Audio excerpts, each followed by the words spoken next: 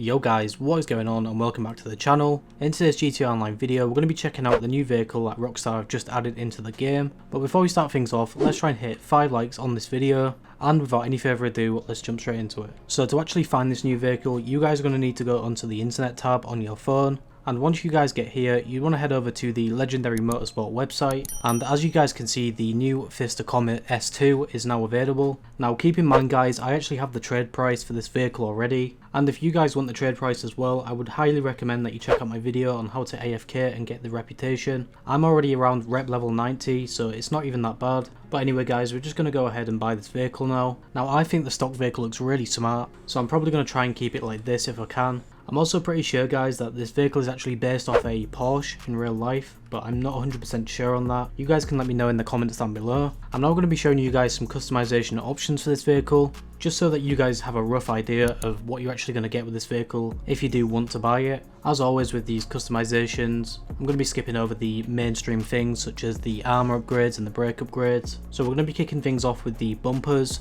We have front bumper options and also rear bumper options. Now for the front bumper, I actually went with something a little bit different to what I'd normally go for. Instead of picking the last option as I typically do, I went for the bumper what I thought looks the smartest and added the exact same thing with the rear bumper. We also have some exhaust options here, but for some reason I couldn't actually see this being edited in the game. Maybe this is just a visual bug or something, but I'm not too sure, but I still picked the last exhaust. Moving on, we have some fender options here. I picked the carbon vents and the over fenders. Usually I wouldn't really pick the carbon fenders, but I'm going to actually make this vehicle just matte black, like most of my other vehicles. We've also got some fog light options here as well. Now I don't really like any of these, I think it really doesn't look that nice, so I've just gone for the none option. After that, we've also got some headlight covers as well. Now for some reason I'm not really a big fan of these now, or at least on this vehicle anyway, because I don't think it looks nice either. But if I was going to pick one of these, it would have been the iridescent headlight covers. We now have the hood option. Now this lets us choose between different hood catches and also the actual hood.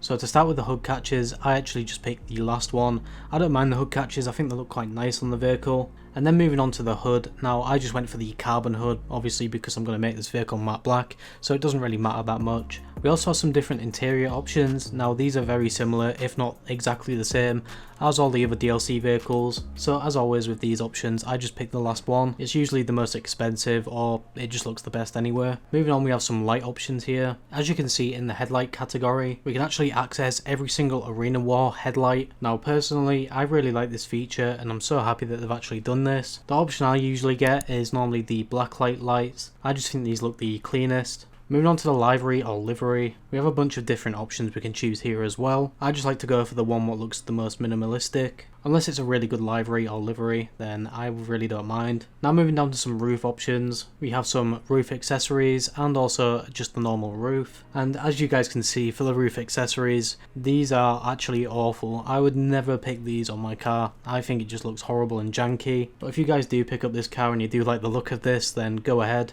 And now moving on to some roof options, we just have the really basic selection here. We just have a secondary roof or the carbon roof. Now I just went for the carbon roof because my vehicle's matte black once again, and for some reason I don't like having a carbon roof or anything carbon on my vehicle if it's a different colour, if that makes sense. We now have some skirt options. Now I don't think many of these actually look too good, but I just picked the last one, I'm pretty sure. And after this we have some splitter options as well.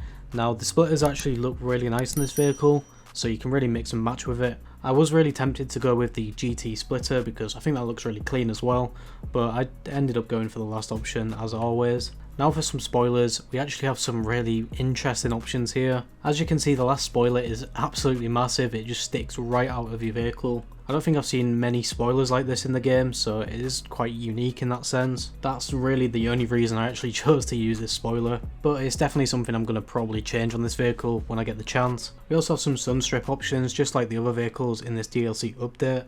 Now we can either choose between the sunstrip or the secondary sunstrip. I just went with the normal sunstrip because it's going to use my primary colour, which is I think the matte black, and for some reason my secondary colour is red. I don't know why, I think it was a matte red or something. We also have some different wheel options here. We can just pick the new track ones, which I think look alright. They're not amazing though. I think the only reason I'm actually using this is because of just them being new to the game. Other than that, I'd be picking the high-end ones and getting chrome wheels instead. We also have another option here, which is the wind deflectors. Now, I don't think I've actually seen this ever in GTA. I might be mistaken though, but I just went for the carbon wind deflectors. I think these look quite nice and they look quite slick on the car. And then finally, for the window options, I just went with the limo tint. And that is everything for this vehicle. I'm now going to be leaving you guys a little bit of gameplay of me just driving it. I do actually have low grip tyres on this as well, so just keep that in mind if I am skidding around a lot. But altogether, this vehicle is actually really nice. I like the look of it a lot, and it does seem quite fast. That is going to be it for this video, guys. If you do like this vehicle and you do plan on actually buying it, let me know in the comments down below. I hope you guys enjoyed this video, and if you are new to the channel, make sure you subscribe and turn on post notifications so that you never miss an upload. Finally, stay safe and thanks for watching.